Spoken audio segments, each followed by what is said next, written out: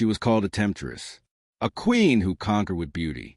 But history has lied to you, because Cleopatra wasn't just the last pharaoh of Egypt.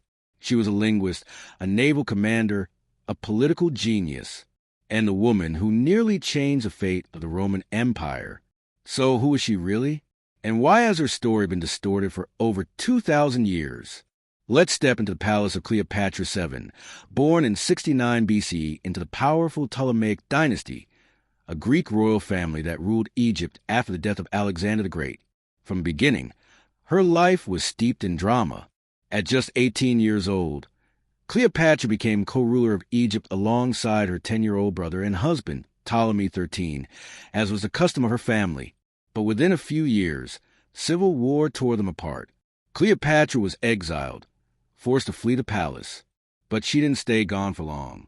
In 48 BCE, the Roman general Julius Caesar arrived in Alexandria. Cleopatra saw an opportunity and took it. Legend says she was smuggled into Caesar's chambers wrapped in a rug, a dramatic gesture that wasn't just clever, it was calculated. The result?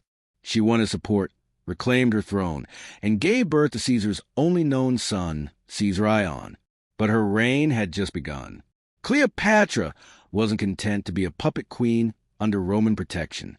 She stabilized Egypt's economy, expanded its navy, restored temples, and revitalized its culture.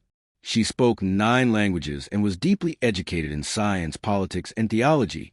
She even declared herself the reincarnation of Isis, the Egyptian goddess of magic and motherhood. After Caesar's assassination in 44 BCE, Cleopatra aligned with his former general, Mark Antony. What followed was one of the most legendary and tragic romances in history.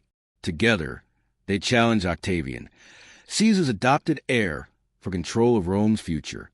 Cleopatra gave Antony ships, gold, and an alliance with Egypt's vast resources. Antony, in return, gave Cleopatra formal recognition of her rule and the promise of an empire for their children. But Rome wasn't ready for an Eastern queen to rise. Octavian launched a brutal propaganda war. He painted Cleopatra as a manipulative foreigner who bewitched Antony and threatened Roman values. He claimed she enslaved him with sex and sorcery. The West has repeated that story ever since. In 31 BCE, Octavian's forces crushed Antony and Cleopatra at the Battle of Actium. A year later, as Octavian marched into Alexandria, the lovers chose death over capture. Antony fell on his sword. Cleopatra, according to legend, allowed a venomous SP to bite her, but modern historians aren't so sure. Poison, dagger, even Roman assassination, her death remains as mysterious as her legacy. And with Cleopatra's death, Egypt fell to Rome, ending 3,000 years of pharaonic rule. Cleopatra was not the seductress history remembers her to be. She was a ruler, a mother, a strategist, a queen who held an empire together while powerful men tore theirs apart. She dared to defy Rome, to love freely, to rule on her own terms. But her enemies wrote the history books. And for 2 millennia, her brilliance was overshadowed by whispers of beauty and betrayal. Today, we're finally beginning to hear her voice again, in scrolls and monuments, in archaeology and in truth. Cleopatra's reign wasn't just the end of an age. It was the last spark of ancient Egypt's flame.